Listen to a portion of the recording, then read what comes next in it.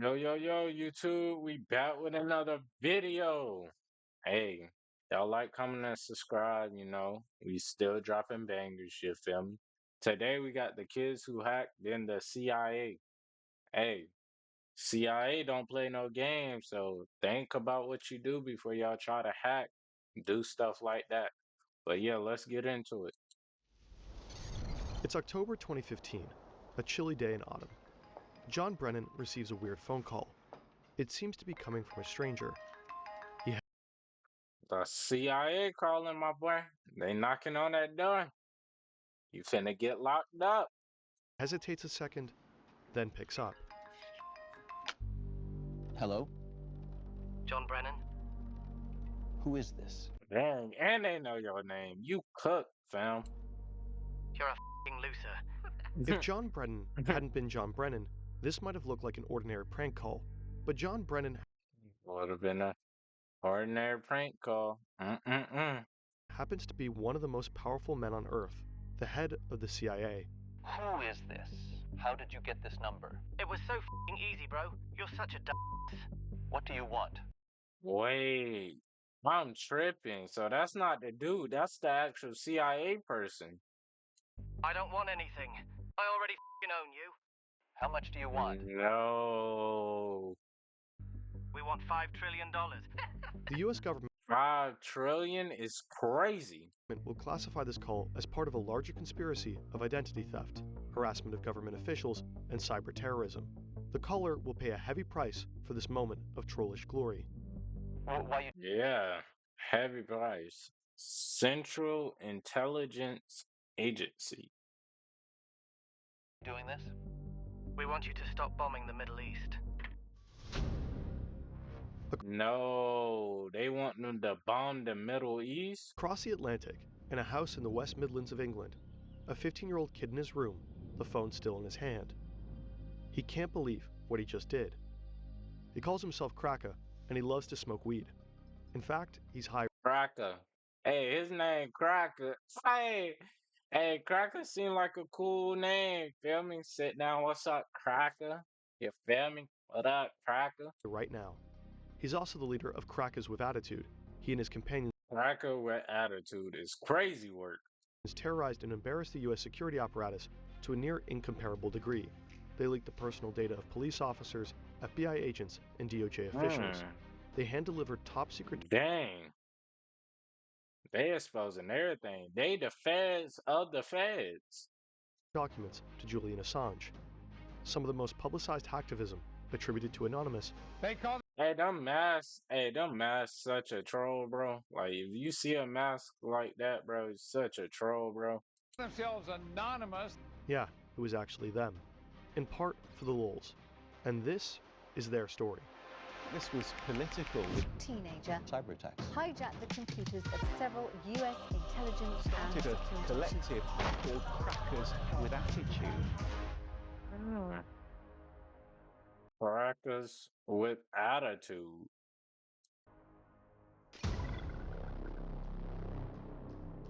2008 in Virginia, a different kid who only calls himself Default. He's a pretty typical The fault. American teenager. He loves soccer, video games, and his dog. He often clashes with his father, who works in the government. At some point, Default Oh, this is how it starts. starts cheating in his video games. This gives him the first taste of using computers to do things that you're not supposed to. Exciting, powerful things. He starts learning all that he can about how computers work and how to get them to bend to your will. 2008 was an exciting time to get into hacking. The decentralized hacktivist group Anonymous was in its heyday. If you managed to get into their secret chats, you got a front seat view of their actions. Anonymous is one of the biggest online vigilante groups. Dang, so you had basically the cheat code. You had everything in your hands. Members hack into companies and governments. Now a worldwide and widely recognized hacking group. Hackers with the group Anonymous. Citizens of the world, we have seen the erosion of due process. A cyber war. Anonymous. Anonymous has struck again. Young Default is fascinated. Anonymous embodies an exciting spirit of freedom through chaos. They showed how you could force the whole world to pay attention without you having to leave your bedroom. Some Anonymous actions are political, some are just trolling, and Default after tasting this very new kind of power, is keen to learn everything he can about hacking. He starts to hack King got everything. Hey, you gotta learn it, you feel me? But nah, I would probably learn how to not hack like that. Like hack the CIA or something. Like cheating games, that's how it always started. It seems like that's always what happened with people. They cheat in games, they get a little too skeptical, curious, cheat in other stuff, and they just start getting into major companies and CIA. random websites just for the challenge of it, just to see if he can. But See? Like that. Curiosity, see if he could. after hanging around Anonymous's chats for a while, he starts to find the group, well, cringe. For one thing, it's crawling with feds. People are getting arrested, and it's tough to know who to trust. 10 years? Good lord. 10 years of your life in there. Anonymous has become so big that vetting people becomes difficult. There's tons of infighting and doxing. Since it's the only hacktivist group most media outlets know about, Anonymous keeps getting credited for the work of other, often more sophisticated hackers. It's a mess. So Default gets involved with offshoot hacker groups, one of them called AnonSec. The group positions itself as anti-anonymous. But similar to Anonymous, AnonSec performs operations, hacking initiatives that sometimes have a political purpose, and sometimes They're just not known as them, so hackers called for PayPal boycott. are just, as one might say in 2008, for the lols. I hated recording that. AnonSec is quite advanced, and Default gets better and better at the game. The group controls a botnet. A botnet is essentially a large pack of infected computers under someone's control. You can use A botnet. So basically, they own their computer. Basically, they hacked into the whole system. So whoever uses these computers with this internet, those computers to further spread malware across the internet to make the botnet larger and larger. Exactly. Whoever uses the internet, any other computers connect, anything, phones. For example, attack a server with it in order to overload it. Default is tapping around AnonSec's botnet and gets curious about what computers they've actually gotten under their control. He finds that one is a server of the Canadian Medical School, Windsor University. Suddenly, Default finds himself with Windsor University. Dang, he tapping into universities now? Hey, free education? Question mark. Get all the cheat codes, get all the test answers before they give you the test. Direct access to the university's finances. He pulls up records of students who owe the school money. It all adds up to $9.4 million. And at the bottom of the list, something very tempting. A delete all button. How could he not push it? So did he just delete everyone payments? No, that's smart. He did some. I ain't gonna say it's good, but like, hey, I would cheat and like edit it, help people. You know what I'm saying? That way they don't have to pay that much. But of course, that's gonna hurt the university too. These people might, really enjoy having their slate wiped clean, as it were. If you look, some of them owe a substantial amount of money, like 70,000. I think some people owed like upwards of like over 100,000. It's a lot of money. You know what I'm saying? It's just like perpetual debt that sometimes it just lasts for decades. So yeah, just deleted everything. I went into the PHP shell and just like sent everything to dev null and just like shredded it. So whatever I sent there is just not coming back. This is from the podcast Darknet Diaries. Dang, so they don't know who owe who. So basically, they don't owe debt no more. Have a fantastic episode with Default. Of course, this story poses some questions. We tried asking the university if the debt stayed deleted. They did not answer, but usually student loans have multiple on and offline and offsite backups. There should be hard copies of the student's signed loan agreements. However, Default feels like he's really doing something at the time. There is a certain rush to committing a crime when it feels like doing the right thing. Yeah, because it is a crime. They definitely got to pay for that. I mean, schools got to, what you call it? All the teachers and stuff got to get paid somehow. Other hackers might have used the sensitive student information to make a profit. There's actually But they do be taxing like crazy. Like each student owes 70,000. But you gotta think about it, it's a whole 4 years too. shadow industry worth billions surrounding our most sensitive data. So-called data brokers gather all the info available And they gotta make their profit. about us. And that's why I think, like, as long as you ain't taxing crazy, I know you gotta make your profit. I know. On the internet, your contact information, browsing history, and online transactions. This data is often bundled into shadow profiles, which are then being sold. You might receive a tailored mail or a robocall based on your shadow profile. In the worst case, someone might try to steal your identity. Incogni helps you. Dang, especially. Dang, think about that. Someone spending your money, your hard-earned money. Crazy work. Remove your data from the numerous lists of data. Alright, this is an ad breach. Fill the code. Let's go and skip that. Legal in Denmark. Other European countries, Germany, the UK, Sweden, had recently banned it. What this meant for Denmark was an increase in animal sex tourism. For years, Danish animal rights activists tried to bring attention to this. They called them dog brothels. So sick. It's so crazy. And I had a dog, so that really pissed me off just thinking about the fact, what if someone took No, that's disrespectful. my dog, and that happened to my dog? I would freak out. So, as Default describes it, he and other AnonSec hackers lend their technical skills to the animal rights movement.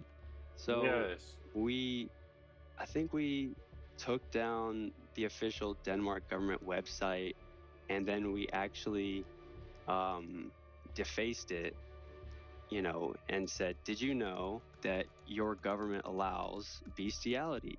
And there's bestiality dens where people can go and pay money to do these things to animals.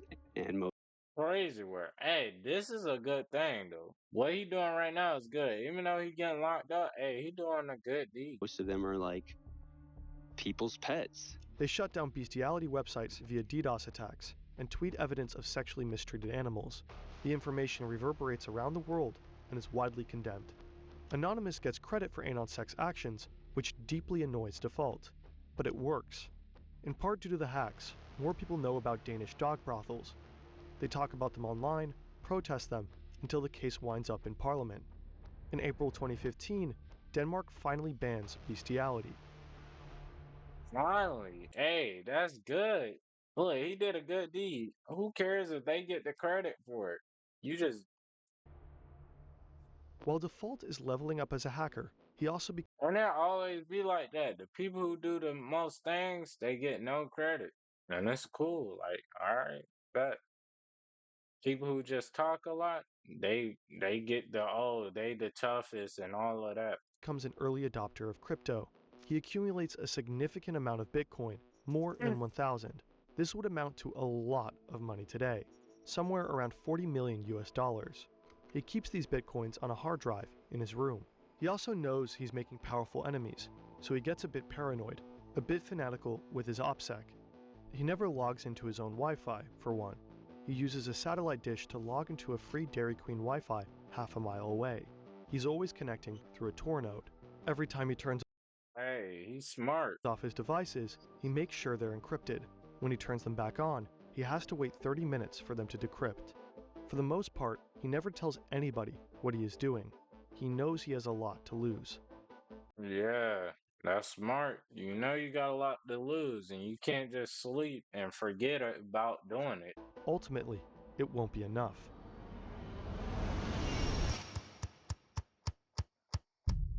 Man, the feds are on their way.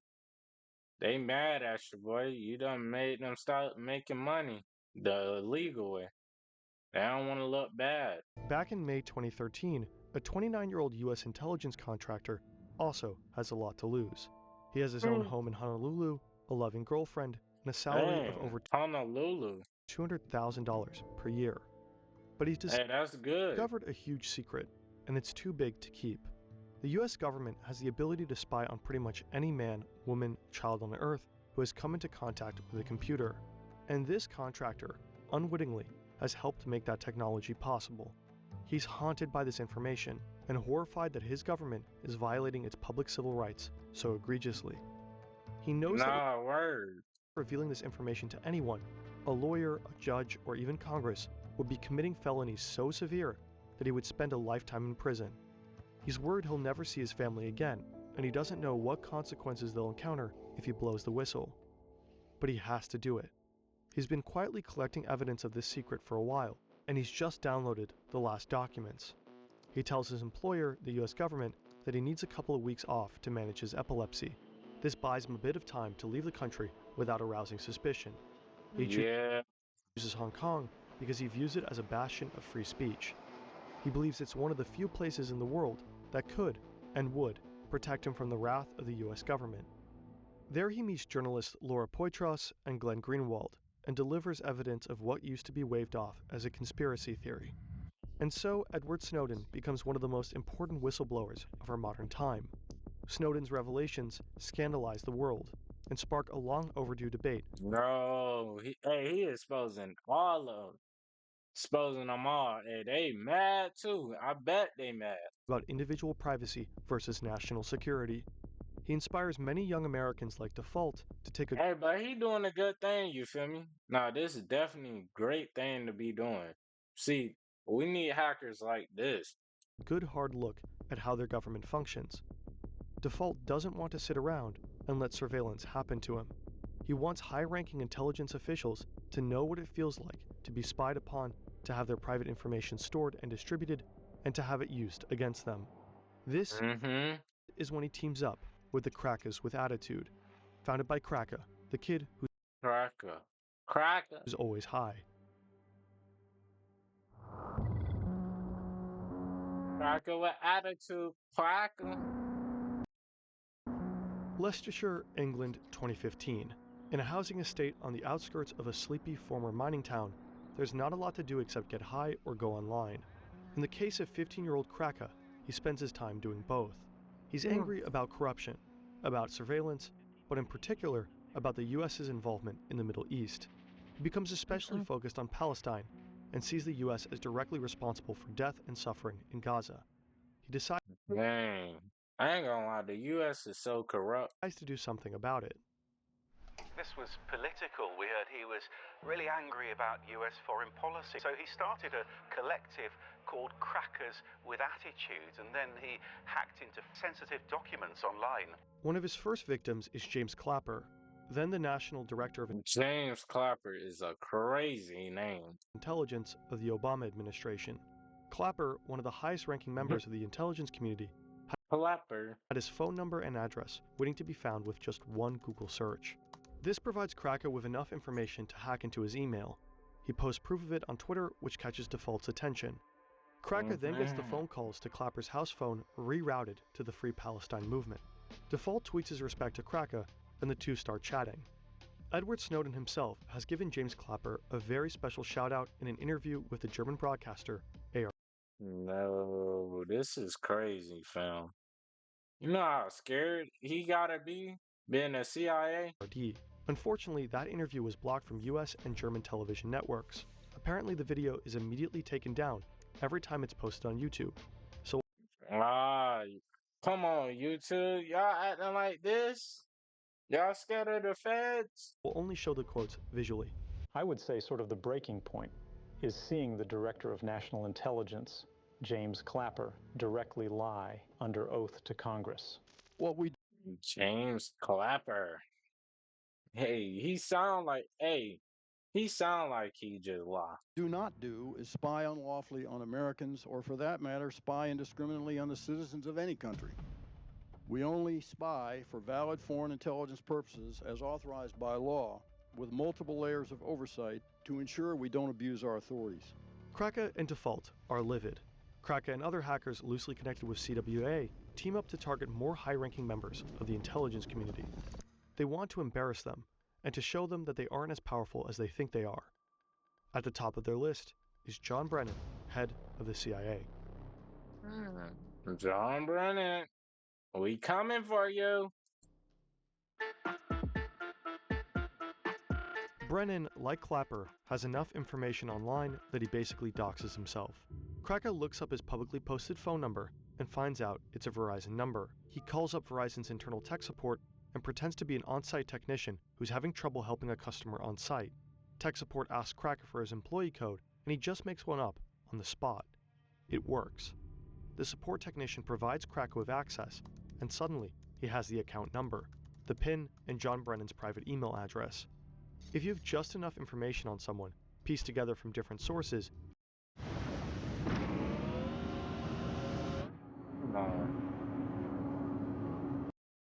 say their address and last 4 digits of their social security number, you can easily change the passwords on all kinds of accounts and take it over. And that's smart. Exactly what Kraken does with Brennan's AOL Smart Kraken account.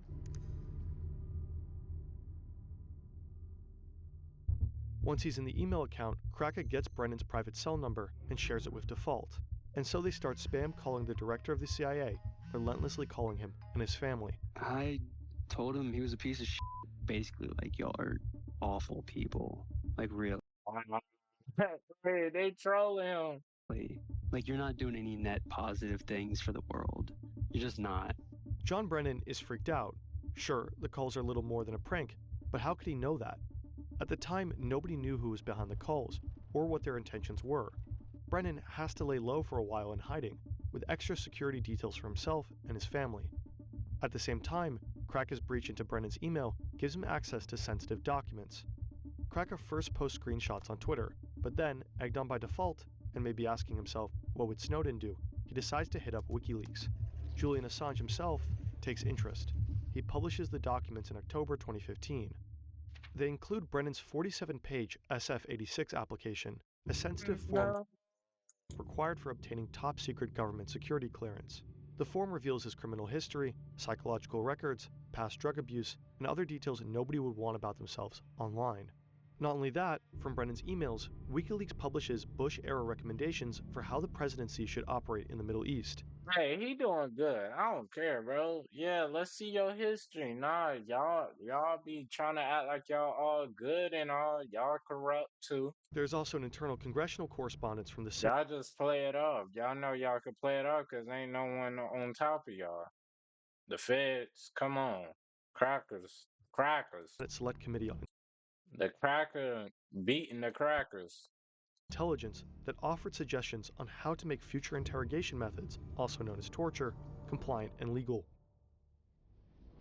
The breach cost the agency $1.5 million in damages and relocation costs, as several operatives went into hiding before they knew that there was basically no threat level. Above all, it was widely embarrassing. Hacking into Brennan's email was laughably easy.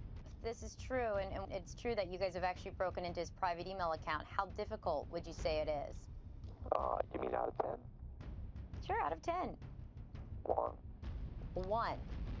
There's a lot of, I guess, private information, really. He's pretty stupid, really. He's supposed to be so high in the government, like head of CIA, then he should be a bit more clever. Can you give us any Just trolling him. Hey, this is easy to them. This is like the back of their hand. indication of your background? I mean, how old you are you in the United States? I mean, anything you can tell me about yourself? Yeah, I'm below the age of 20 years old. I smoke pot, and I live in America. And you smoke pot? All day, every day. We wonder what John Brennan must have thought, while undoubtedly watching this in his relocation house. What fury must have built up inside him. The CWA aren't done. They release more and more information. With control over Clapper's and other operatives' accounts, it's even easier to get people to give up information to in turn access further accounts and databases. They gain access to FBI's Deputy Director Mark Giuliano's account. There, they discover a database with personal information of 9,000 Department of Justice officials and 20,000 FBI agents. They post it. They then get access to the Justice Department's Joint Automated Booking System, which has records on all U.S. prisoners. They check out the records of fellow hackers like Jeremy Hammond and post those online as well. They wreak havoc and embarrass one institution after another. Did these kids really think that they were going to get away with it? At the time. But hey, they did a good one. This is a good trial and error. I really didn't care. I just like, that was towards the end of the run. It was just like, all bets are off. You know, I'd gone all the way down the rabbit hole. I just become very disillusioned with people's complacency and their lack of care. For real. You already down the rabbit hole, you might as well, you getting locked up, so you might as well air it all out. For what was going on.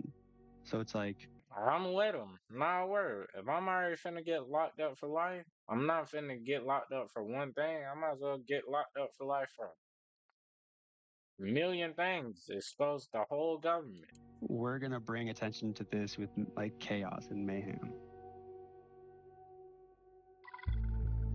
Kick the whole agency out. Kick everybody out.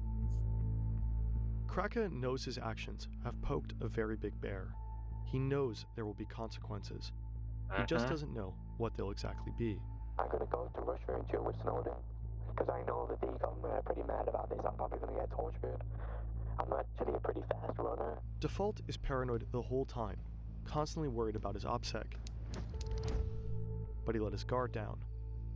Default became involved with an ex-girlfriend of one of his friends. According to him, he asked his friend in See, he finna cook himself. advance if it's okay with him. The friend says sure, go for it. He's way over it. But he isn't. Default and his friend are hanging out one night, drinking and chatting over Xbox Live.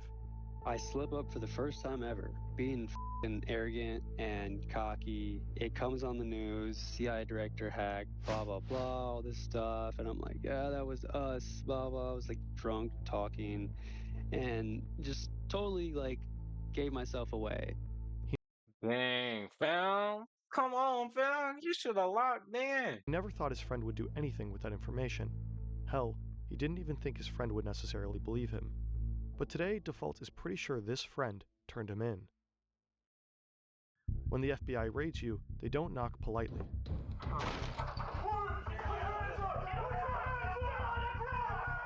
FBI agents enter Default's room just as his computer finishes decrypting. They are pointing assault rifles in his face. They drag him out of his room, flash copy his hard drive before it re-encrypts, and seize all of his equipment. Default knows he's finished, but the worst part, watching the agents carry off his hard drive. The hard drive with nearly 1,000 Bitcoin. He blacks out. Kraka, too, gets raided by the British police forces, and his computers are confiscated. And the British on their side too? One other CWA member gets arrested in the US, and 3 more in the UK. Since Kraka was underage and in the United Kingdom, he got a lenient sentence. He spent 2 years in a juvenile detention center. He was the first minor in the UK to be imprisoned for hacking. Today, he's keeping his head down and is done with crime. He just wants to make a career in cybersecurity and move on with his life. He did not want to give us an interview. Default, even though he was less involved, paid a much higher price. He went straight to federal prison with a 5-year sentence. He had to pay $145,000 in restitution, and due to COVID regulations, spent a significant amount of that time in solitary confinement. While pleading in court, he said, "I thought what I was doing was right in terms of political justice, but 2 years later, I realized I was completely wrong." Snowden, too, Nah, he was still right. He just want to get out. didn't have a relaxed time fighting asylum in Russia. Shortly after his leak, intelligence officials publicly fantasized about killing him. Whether you're a principled whistleblower who truly understands the significance of what you're leaking, or a stone teen furious at the world's injustices, messing with the US government will change the course of your life forever. So make sure it's worth it. Don't mess with them if you can't, man. For real, though. They will try to get you. They don't want none of their stuff linked. December 2023, the Biden administration renewed a very controversial surveillance program. The act allows the administration to spy on anyone in the world without warrant, including its own citizens. This is weird. It includes a vast database of electronic communications. It's supposed to be accessed only when there's a legitimate reason to believe it will assist intelligence operations. But a US court ruling in 2023 found that the FBI has already misused this database 278,000 times. Unlawful searches were particularly rampant between 2016 and 2020. They've snooped in the private communications of donors to various congressional candidates.